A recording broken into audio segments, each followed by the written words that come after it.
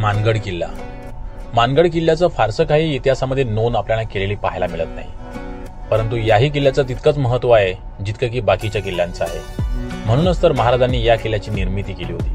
आता महाराजांनी या किल्ल्याची निर्मिती का आणि कशासाठी केली होती, या किल्ल्याचं वैशिष्ट्य काय, हेच या व्हिडिओच्या माध्यमातून आपण जाणून घेणार आहोत. तर ही व्हिडिओ शेवटपर्यंत पाहत राहा, कुठेही स्किप न करता. मित्रांनो, मी पुरुषोत्तम जाधव, स्वागत आहे तुमचं आणखी एका नवीन व्हिडिओमध्ये.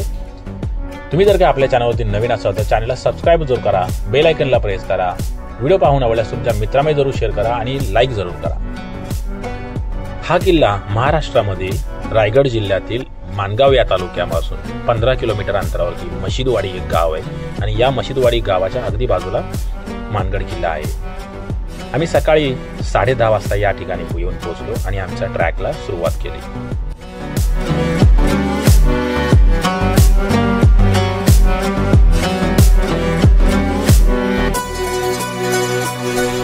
गावातूनच प्रशस्त एक फरसबंदीची वाट आहे, जिला आपण पायवाट म्हणू शकतो.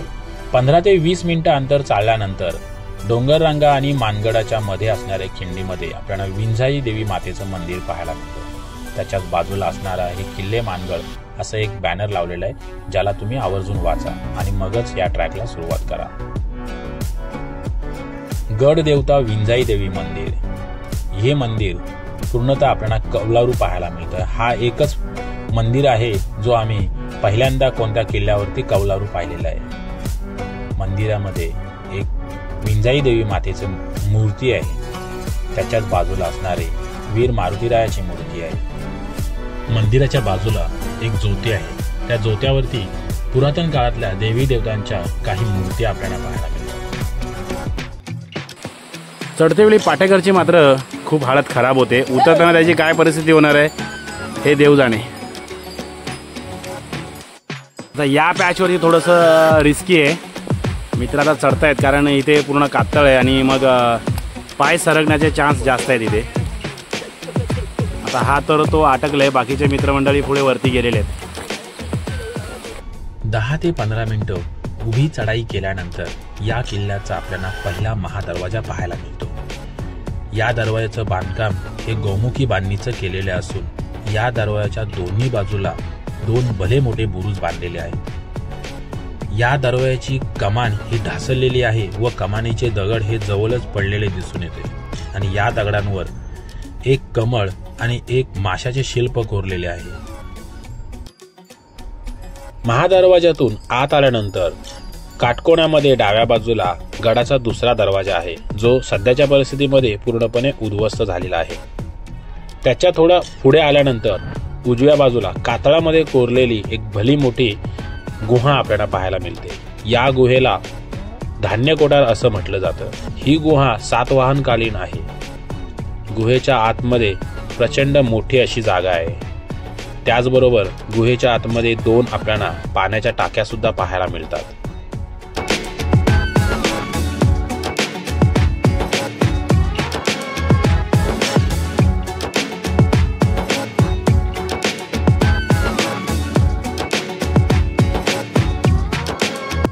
या ठिकाणी आपल्याला धान्य कोठार पाहायला मिळालं आणि या ठिकाणी आता हे पाण्याचे टाके आहे, हे सुद्धा तुम्ही पाहू शकता.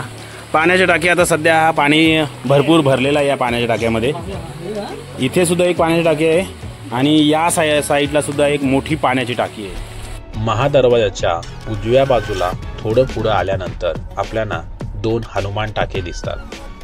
यांच्याच थोडं पुढे गेल्यानंतर आपल्याला 2 भले मोठे डोंगरामध्ये कोरलेले टाके पाहायला मिळतात. यांना खांब टाके असे नाव देण्यात आलेले आहे. आता यांना खांब टाके का नाव दिलं आहे तर हे दोन्ही टाके डोंगरामध्ये कोरलेले आहेत व त्यांना आतल्या बाजूला 2-2 खांब दिलेले आहेत, म्हणूनच यांना खांब टाके नाव देण्यात आलेलं आहे. हे आहे हनुमान टाके आणि या हनुमान टाक्याजवळच आपल्याला हा इथे वाट दिसत नाहीये, मळकी वाट नाहीये. इकडेही आपण खाली तिकडे खांब टाके पाहायला जातो. आता ही इथनं ही वरती वाट निघते. तर झाडं वाढलेली आहेत त्याच्यामुळे ही मळकी म्हणजे वाट मळकी दिसत नाही, पण इथून आपल्याला हा रस्ता आहे जो तिकडे गुप्त दरवाजा म्हणून आहे, तिकडे जायला मिळतो.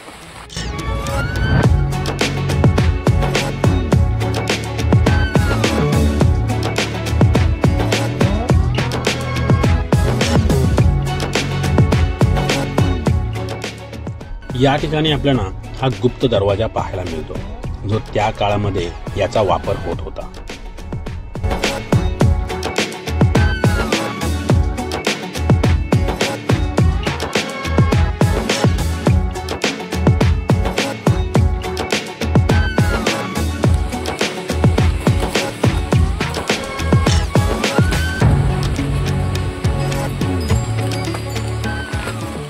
तर गडाच्या माथ्यावरती आपण येऊन पोचलेलो आहोत. तसा या गडावरती ट्रॅक करतेवेळी जास्त फारसं काही चढण्यासाठी आहे नाही, असं काही वाटलंच नाही की आपण चढलेलो आहोत म्हणून. माथ्यावर आल्यानंतर समोरच आपल्याला मंदिराच्या ज्योत्याचे अवशेष पाहायला मिळतो.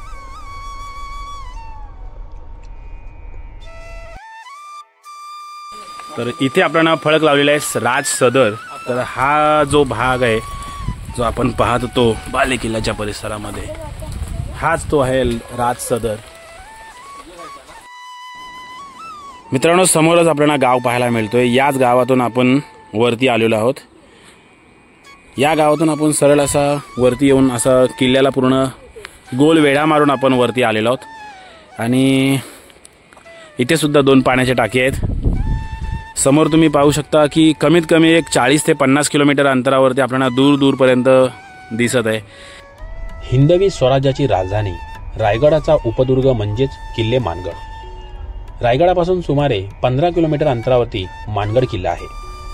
महाराजांनी रायगड किल्ल्याच्या संरक्षणाच्या दृष्टिकोनातून बांधण्यात आलेले किल्ले म्हणजेच दंडाराजपुरी, घोसालगड, तलागड, मानगड, धोनीचे शिखर, सोनगड, चांभारगड आणि लिंगाणा यांचा समावेश होता. यापैकीच मानगड हा सगळ्यात जास्त महत्त्वाचा किल्ला होता. मानगडापासून मुरुड जंजिरा हा जवळ आहे. त्यामुळेच जंजिरेकर सिद्धीच्या आक्रमणांना रोखून धरणे हेच या मानगड किल्ल्याचे मुख्य काम होते. सन 1665 मध्ये पुरंदर येथे झालेल्या मोगल मराठा तहामध्ये जे 23 किल्ले मोगलांना देण्यात आले त्यामध्येच मानगडाचा सुद्धा समावेश होता. मित्रांनो, गडावर एकूण 12 पाण्याचे टाके आहेत, 5 बुरुज, एक महादरवाजा, एक गुप्त दरवाजा, माथ्यावर बरेचसे ठिकाण आहेत जे बघण्यासारखे आहेत. त्यामध्येच एक देवळाचे अवशेष, काही दगडी ज्योती आणि गडाला काही तुरळक तटबंदींचे अवशेष आपल्याला आढळून येते. मंडळी, संपूर्ण गड पाहण्यासाठी कमीत कमी 2.5 ते 3 तासाचा वेळ आपल्याला पुरेसा आहे. तर मंडळी, असा हा शिवरायांनी रायगड किल्ल्याच्या संरक्षणासाठी बांधलेला हा मानगड किल्ला होता. तर कसा वाटला तुम्हाला नक्की कमेंट्समध्ये कमेंट्स करून कळवा. तुम्हाला जर काही या किल्ल्यावर जर काही ट्रेक करायचा असेल तर इथला ट्रेक तुम्हाला अगदी अर्ध्या दिवसामध्ये कंप्लीट होतो. कारण इथे चढण्यासाठी पण जास्त फारसं कठीण आहे नाही. 1-2 स्पॉट आहे जिथे पावसाळ्यामध्ये फक्त त्रासदायक आहे, कारण चिकट झालेलं आहे सगळीकडे म्हणून. बाकी ठिकाणी तर ओके आहे, काही चढायला एवढं काही त्रासदायक आहे नाही. तर तुम्ही जेव्हा कधी येता तर काळजीपूर्वक इथे ट्रेक करा. आता आम्ही खाली उतरायला सुरुवात केलेली आहे, अर्ध्या रस्त्यापर्यंत येऊन पोचले. पाहत राहा अशाच व्हिडिओ. तुम्ही जर काही आपल्या चॅनलवरती नवीन असेल तर चॅनलला सबस्क्राईब जरूर करा, बेल आयकनला प्रेस करा आणि व्हिडिओ तुम्हाला जर काही आवडले असेल तर नक्की शेअर करा.